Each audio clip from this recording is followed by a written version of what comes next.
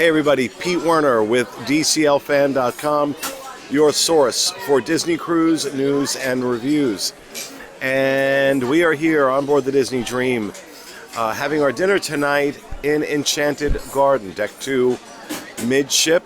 Not one of my favorite restaurants historically, not because it was bad or anything like that. It was just kind of But before we get into that and find out if it's still this video, along with everything we produce, brought to you by DreamsUnlimitedTravel.com, of which I am one of the owners. If you like our content, if you like the vlogs and the content we produce, that's how I pay for it. So please book your next Disney vacation with Dreams Unlimited Travel. Okay, so the first thing obviously we ordered were our appetizers. And there were a lot of seafood options on the appetizer menu, and I'm not a big seafood eater. I don't eat seafood a lot at all. But they did have a cold mango soup on the menu. And I've gotten this before, and it's really refreshing. Very, very strong mango flavor without being like overpowering. Like I said, cold and refreshing. But the real surprise for me came when I took a bite of Drake's appetizer. And I'll let Drake talk about what that was. It was a crab cake. And I took a bite of that and was so blown away by how good it was, I ordered one of my own. But I'll let Drake talk more specifically about what he liked about it, and then I'll tell you what I liked about it. As Pete mentioned, I ordered the crab cake, and I ordered it because I want to know if it was going to be a sad little crab cake, because I heard that is the standard to which crab cakes have to be applied to now. And I was pleasantly surprised that it was not. Not only was it a good-sized crab cake, it tasted delicious. With and without the remoulade, tasted great. They gave you a lemon, which I never remember that that's what makes seafood taste like it really pop. But every time I squeeze a little lemon on there, and it just takes it to the next level. So really glad that they added that onto it. It tasted very fresh, and seafood tends to have the same flavor profile, right? Like you have that seafood flavor, but crab has a specific type of seafood flavor that like I'm not an expert on by any means, but you can tell. And this had that little bit of crab taste rather than just seafood taste. And to me, that's what made it a great crab cake. And since Pete talked about mine a little bit, I'll talk about his mango soup. It was good soup. Good soup. Okay, so like I said, I don't eat seafood. I don't like seafood. Every so often, you know, the poached lobster at the Wave, God rest its soul, was amazing. And I went back more than once to order that dish. It was so good. And I don't really know. I don't know what makes a good crab cake, because I don't really have them.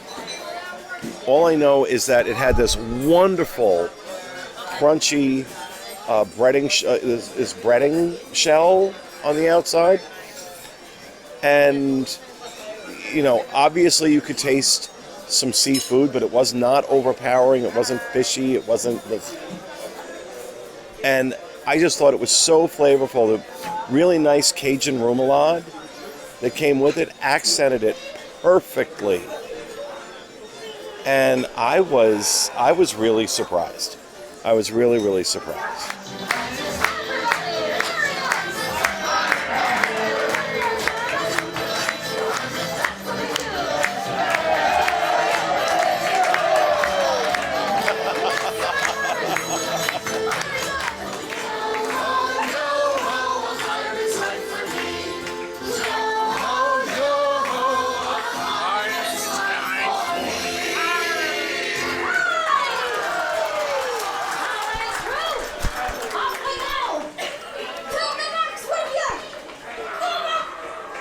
Okay, for my main course, I decided to do an experiment.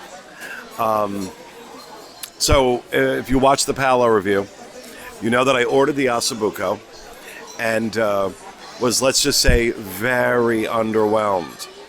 Had no flavor at all. It was as bland as a dish could be. And I don't know if they were having an off night or not. I'm willing to write it off to that. But I ordered the ossobuco that was on the menu here. I wanted to see if ossobuco in Enchanted Garden, how it compared to the ossobuco in Palo. And it was phenomenal. It was phenomenal by any ossobuco standard. It had the right flavor.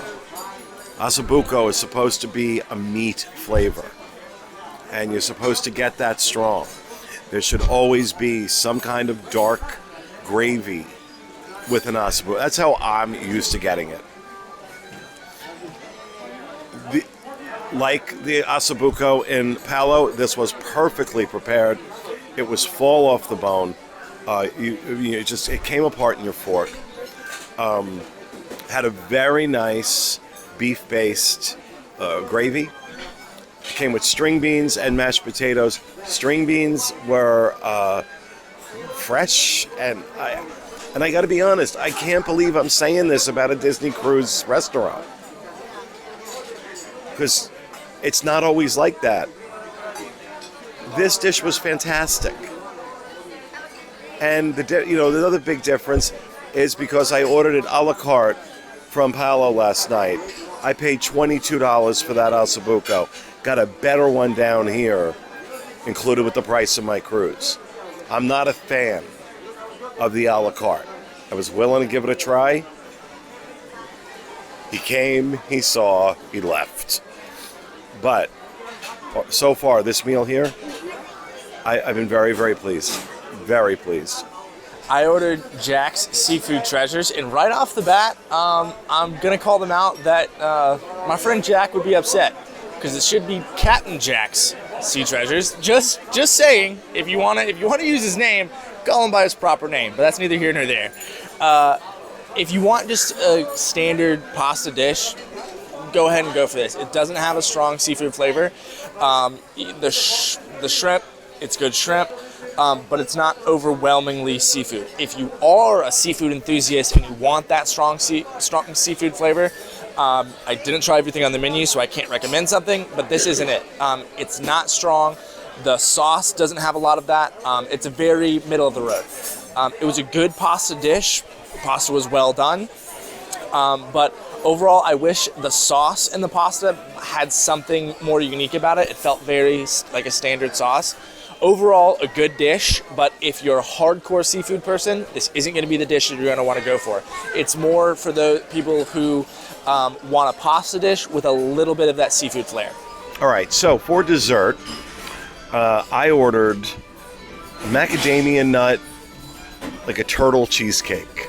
It has a shortbread crust around the outside.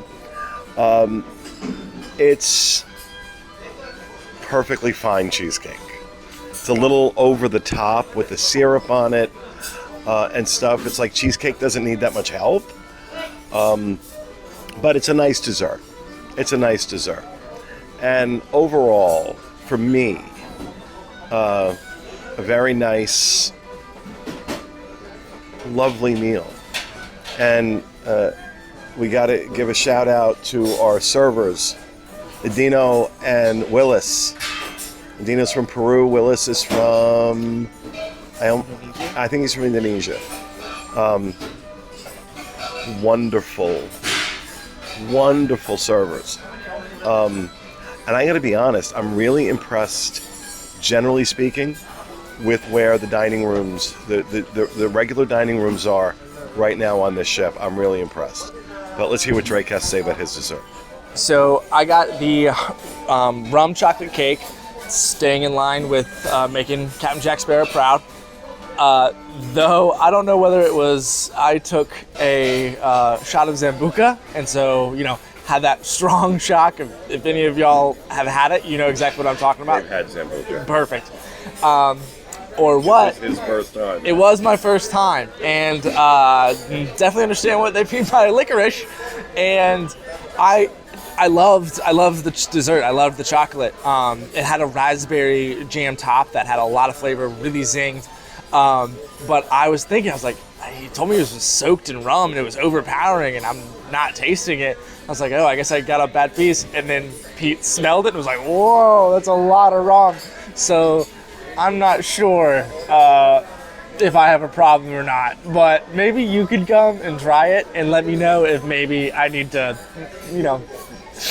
talk to someone, because I didn't taste the rum. I didn't smell the rum.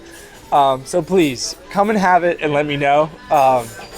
But all in all, I really enjoyed it. The raspberry top was delicious in itself. So even just for that, I would grab it. Okay, so overall, Drake and I really enjoyed our meal here in Enchanted Garden. And like I said, I think it's telling that the Ossobuco in Enchanted Garden was better than the Ossobuco up in Paolo. But that will do it for this review. We hope you enjoyed it. We will see you again next time with another whatever I decide to do.